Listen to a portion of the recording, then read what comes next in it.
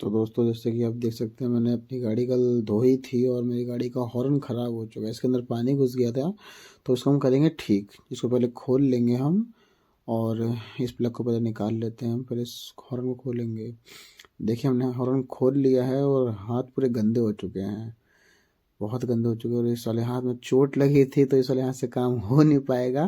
पर ठीक है, एक हाथ से ही सारा काम करेंगे। ये हमने हॉर्न खोल लिया है, और हमने हॉर्न खोल लिया है। उसके हॉर्न हमारा ठीक हो चुका है, और मैंने उसकी आवाज़ बहुत कम रखी हुई है।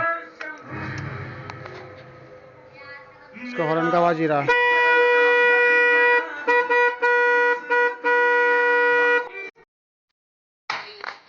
ये इस मेरी गाड़ी का हॉर्न है। मैंने जानबूझ के अपनी आवाज़ कम रखी थी। जानबूझ के अपनी गाड़ी का हॉर्न कम रख रखा है, क्योंकि ना नॉइज़ पोल्यूशन बहुत होता है। और मैं ऐसा राइडर सिक्योर और सेफ्टी राइडर मैं पसंद करूँगा। चंगी मिलता है।